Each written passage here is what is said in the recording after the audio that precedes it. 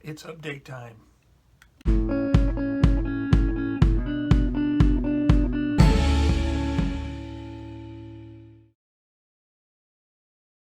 Hi everybody, and welcome back to Plastic Models by a Regular Dude. And it is time for a March 26th update. I haven't done an update in a while, and I've got a few things on the bench going on. Well, one thing going on, and got some new items that I want to share. Some of them quite new to me, and kind of out of my normal range of purchases. So the first thing we'll talk about is the current kit I'm working on. Now, my friend Keith Short, who likes to give me kits to build, he gave me a kit recently. Actually gave me a few kits, and I decided to start one after I finished my last project, which was the Mustang. It is a Dragon Elephant, kit number 6311. I've never built an elephant. I haven't built that many Dragon kits, so it's kind of a cool combo for both. But I did run into some snags, and when I flip the camera around here to take a look at it, I'll talk a little bit about that. But overall, just looking at the kit, it looks like a pretty decent kit. Looks pretty nice. The detail looks good.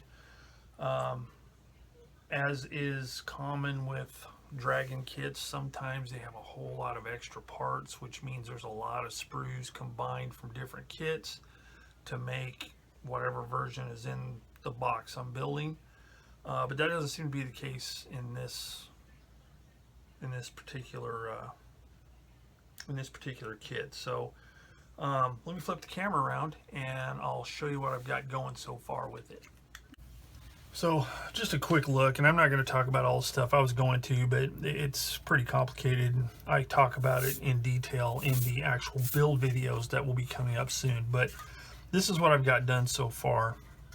I've been working on the suspension, the drive sprockets, front and rear. These are glued on and in place. These are not glued on because I want to make sure that I have some the ability to move this so it lines up with the holes in the tracks once I start wrapping everything around.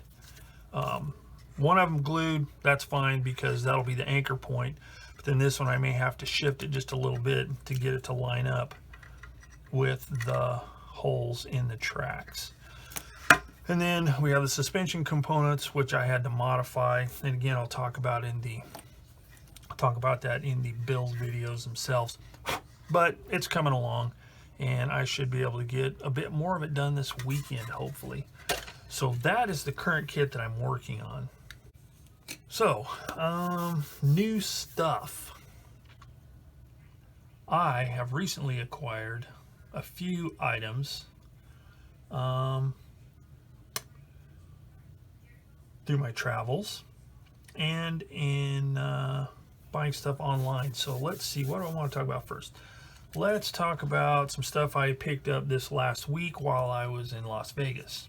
So my wife had a training class. She had to train some new employees in Las Vegas, so I took some vacation time and went with her because, you know, it's a ways away. It's in the next state because I'm in California, and just took some time off to relax while she was working. I was able to check out a couple of hobby shops, and while I was there, I bought some stuff. So the first thing I got were some new cutters. I like the Tamiya cutters. I have this pair here, which have been very, very good. But there is a little bit of a nick in the base, and it's starting to show a little bit of wear, but I've done a lot with these things. So they've been really, really good. So I thought, you know, I'm going to get another pair. So I got this one here, which is item number 74035. So I guess it's model 35. And they are quite similar, but a little bit different. They look like they might be a little bit more robust. So I may be using these for rough cutting and using the other ones for fine cutting. So let's see how these things cut.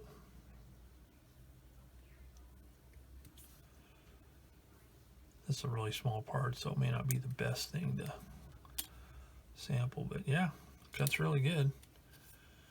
And let's see, let's cut a piece of this and see what happens. Yeah, these look like they're a little bit more robust than these. These are really fine, but I like to rough cut stuff and then fine cut it. So generally what I'll do is I'll cut way back from the edge, like this, and then come in and cut close. I mean, is this necessary? No, but it's the way I like to do it because I like to avoid a lot of sanding and stuff. Yeah, so I think that'll work pretty good. So that's that. Got some new Tamiya cutter. Now, I got those from Friendly Hobby in Las Vegas. Now, they mainly sell radio controlled stuff, but they did have a very few models, but they do have tools and stuff because, you know, you have to work on radio controlled models as well. But anyway, those are those. Like them. They should come in handy. So also in Las Vegas, there is a hobby shop called Hobby One Japan, and their big thing is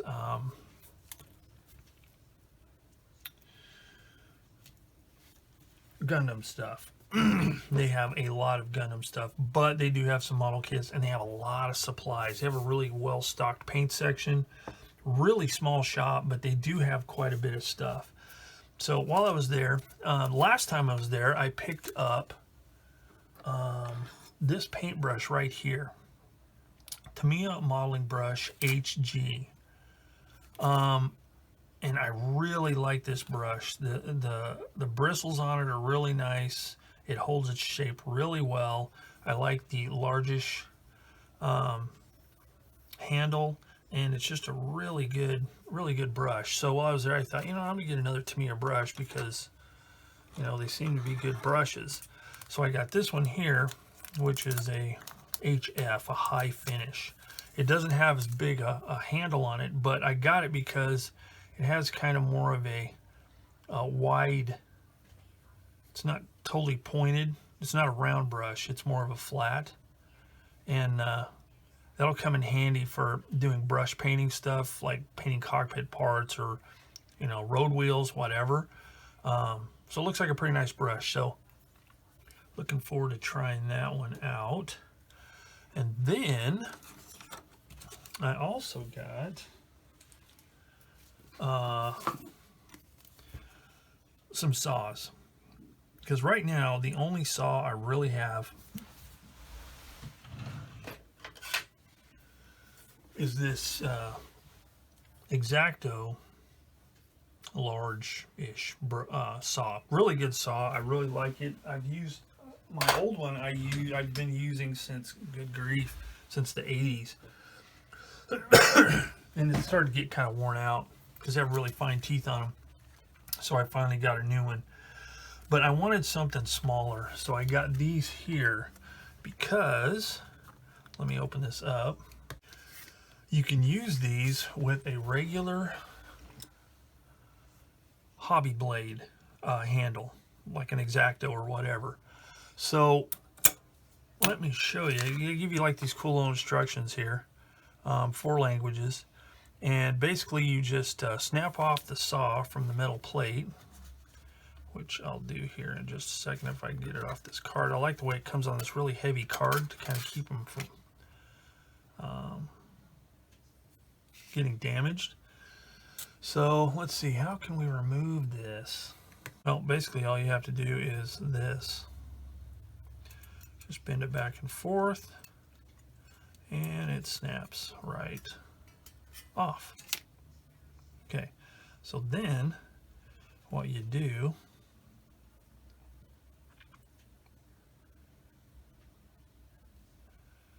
you just bend this over like that,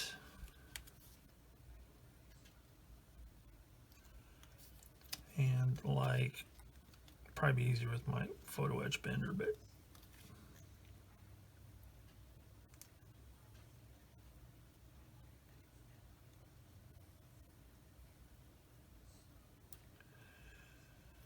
let's see if it bends better the other way. Crikey, I'm going to use my bender. Like that.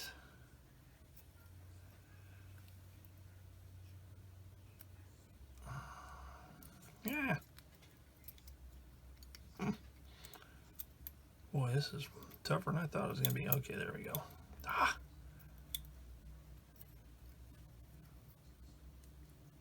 There we go. And then bend that over like that. So it gives you a nice strong base, and then you just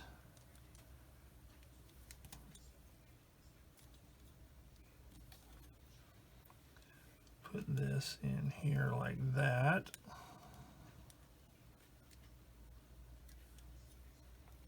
And voila, you have a saw. Sorry that took so long. But I like doing things in real time, so you get yourself a nice saw.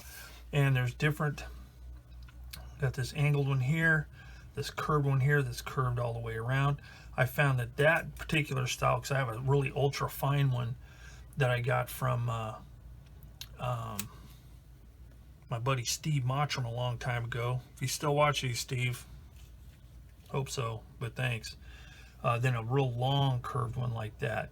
So these are really cool, because when you need to saw something, it's nice to have a really fine blade like that. So really cool. But you know, I've seen them before, but I've never actually seen them in a hobby shop or anything like that, and I just never think to order them, or people are out of them or whatever. But really nice. I've got a little small container that I like to keep this type of stuff in. And yeah, so keep an eye peeled for some usage on that. But really handy item. Doesn't take up much space and does the job well. Finally, they carry Mr. Color. Now, I don't have any place local to get this kind of paint. And I thought, you know what, I want to try this stuff out. And you may wonder why I got Super Silver. Well, I'll tell you in a little bit. But I got this at the same store, Hobby One Japan. And I've been wanting to try the Mr. Color, which is a lacquer, which is really weird because I've usually been an acrylic type person just because of odor and all this other kind of stuff. But now that I have a decent extractor, I have found that I can use this kind of stuff. So I'll wear a mask and stuff anyway, just not to breathe particulate matter and stuff like that. But I have found that my extractor works really well, and I can actually use lacquer-based stuff now without stinking the whole joint up, which is important because, you know, my wife's in here working at her computer, which is behind me, or if my grandkids are around, I don't have to worry about the smell as much. So I've really been wanting to try some of this. So I thought, hey, I'll buy a jar while I'm here. And yeah, we'll see how it works, because I have the appropriate Mr. Color leveling thinner to try with it. So we'll see how that works, and keep an eye peeled in the near future to see some video of that. So then, and here's another really weird one. I've read and heard on videos and all this stuff, everybody singing the praises of MRP, Mr. Paint. So I've always wanted to try this stuff for a number of reasons. Number one, apparently it's just really good paint. Number two, it's comes pre-thinned. You don't have to mess with, you know, thinning, and it's not that big a deal to thin paint, but if it's one less step you have to mess with, that's pretty good. And the fact that it's a lacquer, there's less need, I'm not saying I won't do it, but there's less need for primers. You know, I can focus on using primers for finding flaws in my finish and stuff like that without just having to prime the whole kit, because, you know, it's not really that big a deal to do it, but I just, lacquers have always kind of intrigued me, but I just, again, because of the odor thing, I've never really tried them.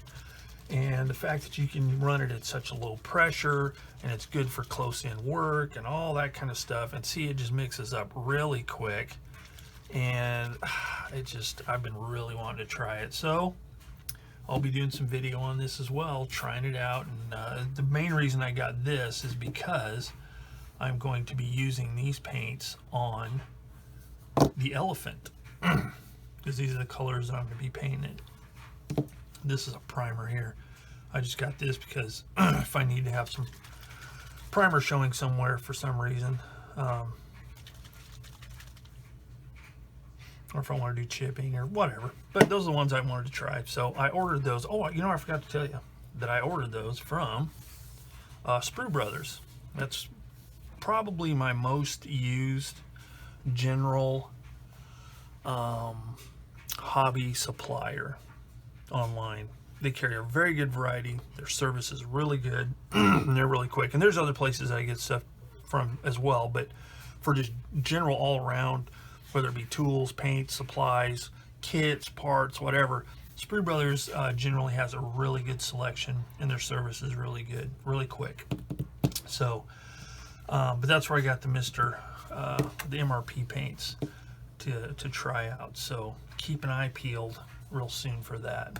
And then finally, as most of you, if you watch my channel, and if you watch it very often, I got, the card's gone for it, but this,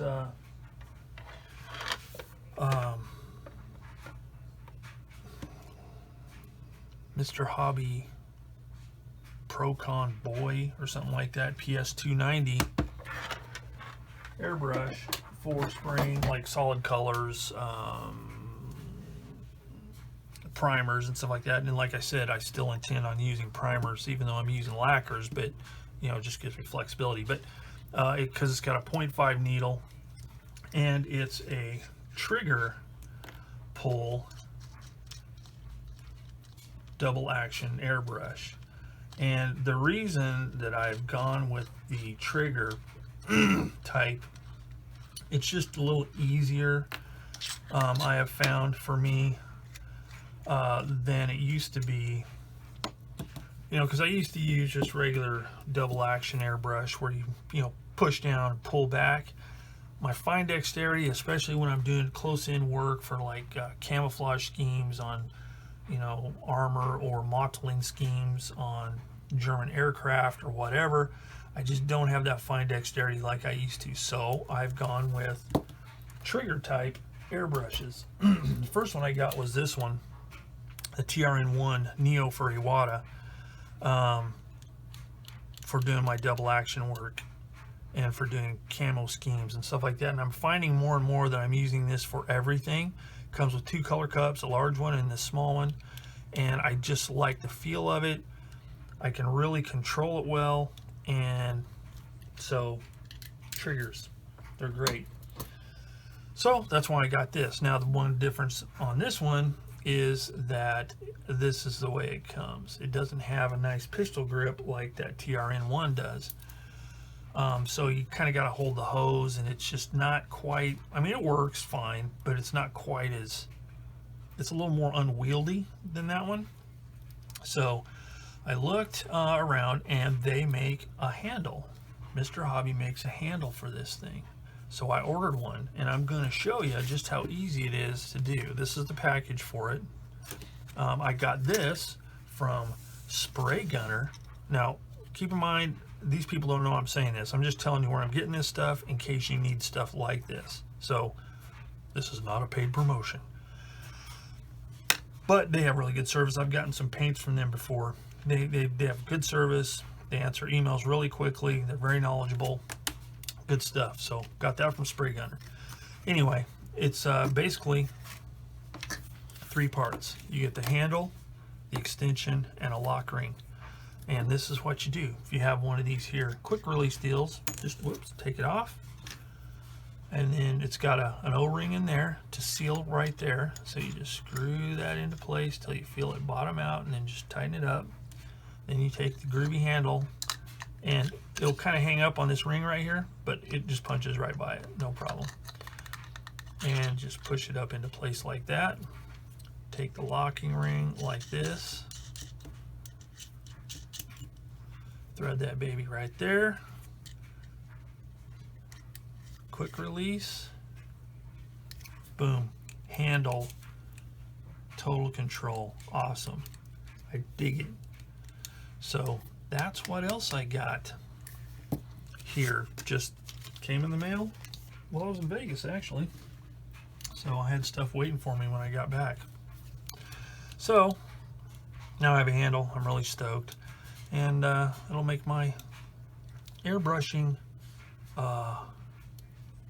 chores much more pleasurable. And the last thing I got, this will be coming up sometime in the near future, but I've got one other aircraft kit that I want to do before this. But while I was at Hobby One, Japan, I picked up this. I've only built one Japanese aircraft, and that was 1/72nd scale 0 by Tamiya, and I loved that kit. So I thought, hey, this is a newer kit, 2019. It's got to be good as well. So I got this, and the scheme I'm doing is going to be the overall green on top, because I think this would be a real. I could probably do it, but I want this to be kind of a, what some people refer to as a palette cleanser, just kind of a relaxing build. That's not going to take a whole lot of thought or effort. I'm going to do a really good job on it, or try to, but I'm just going to go with the solid green on top and the metal underneath. But that's why I got that Mr. Color, or Mr. Hobby, Mr. Color paint, Super Silver, because hey, I can paint that, try it out on this kit. But wait, when I bought the kit, I didn't see that right there. This sucker comes molded in silver. Oh my word. But that's a good thing, and I'll talk about that whenever I actually do my review on the kit and start building it. But that'll be really handy. But anyway, I got this kit here. I'm looking forward to building this, just because I haven't built many of the Japanese aircraft, and I kind of like the looks of this one because it's all aerodynamic looking and, you know, all pointy, and, you know, it just looks kind of cool. Mine will be more like this type of a thing, green. But anyway, got that one at Hobby One, so keep an eye in the near future for that. But the next kit I'm actually going to build, I'm going to hold as a surprise, because I'm going to do the intro video for that pretty soon for my next aircraft kit I'm going to build. So let's see. Yeah, that's all the new stuff on the bench. Yeah, so let me turn the camera around. So there you go. That's all the new stuff. That's what's on the bench, and that's what's coming up on the bench. Did a chatterbox while I was in Vegas. I was able to do a Zoom call with Jim Deck over at Shutter Ace, so we were able to do a chatterbox, and that was fun. We basically talked about what is, I can't remember the exact title, but what kind of distractions do we have that are keeping us from being more productive at the bench, basically is what it was. And there's all kinds of stuff. But we talk about that a little bit. We've got some more topics coming up pretty soon. I know I keep saying it every video, but I do plan on doing some live stuff. It's just been kind of busy going out of town, doing stuff like that. But I do want to do some live stuff soon, real soon. So be patient, folks. I really plan on doing it. Just keep an eye out for that. Now I'll give advanced notification when I'm going to do it. That way you can, you know, disrupt all of your normal plans that you have in life, just to sit down and listen to me blab and maybe ask me some questions. So there's that. As far as the channel goes, I'm not doing any format changes or anything like that. I've got a format that I enjoy right now, and it seems to be working, and viewers seem to be enjoying it. with full builds and step-by-step stuff. I tried doing a plastic models for beginners, but I think that has pretty much run its course. I don't think I can do much more of that because it's just doing the same old thing, maybe with a different kit. So, you know, again, I try and keep my videos and my build processes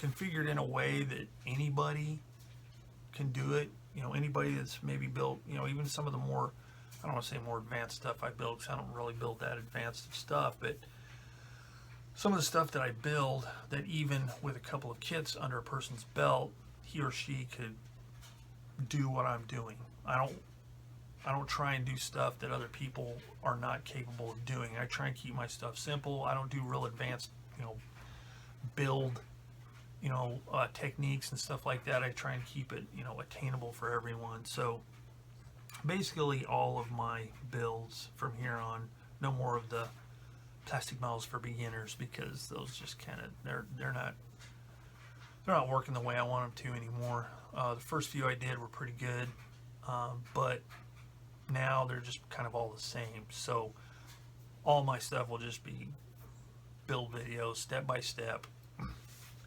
and people can follow along as they like. Also, I'm not overly concerned with the length of the videos or how much I actually get done in the videos, because I've tried to shorten things up and sometimes it doesn't work. And I haven't really had complaints about the length of my videos. I've had complaints about not showing enough. So that's what I'll do. I'll just keep doing them, and if it ends up being, you know, 30 minutes long, well, that's great. If it ends up being an hour and 20 minutes long, well, there you go. You can always skip forward. And where I can and where it's practical, I will segment up the videos and title the different segments if I can. Like if I'm doing a long build and I'm doing, say, you know, suspension and installation of suspension and then painting before I install the suspension or whatever, I'll probably segment that stuff out. So if a person's like, well, I already know how to do the wheels, but I want to see how he handled the actual suspension components installed on the hull, maybe stuff like that. I'll try to when I can, but I'm not making any promises, because sometimes by the time I'm done with the video, it's like it's getting posted as is. So hopefully it makes sense. So there you go. Formats of the videos, nothing's really changing on the channel. It's gonna, I've come to a comfortable zone, and that's pretty much how I'm gonna leave it. So there you go. I think that's it. I think that'll do for this this update on March 26th, 2022. Hope you found it informative, somewhat interesting. If you haven't subscribed to my channel, you could always click that subscribe button to see more of my awesome content. And I'm saying that total tongue-in-cheek because, you know, very unprofessional, but occasionally I have stuff that's somewhat interesting. So if you like it, you want to see builds, other stuff like that, click the subscribe button. If you like this video, hit the like button. As I always say, I don't know what that does for my channel, if it does anything, but hey, everybody else says it, so hey, I'm joining the crowd. Hit the like button if you like it. If you don't, then don't hit it, and you can hit the other button. I don't even know if it does anything. So there you go. That's it. Update over for March 26, 2022. As always, thanks for watching Plastic Models by a Regular Dude. Until next time, I will see you all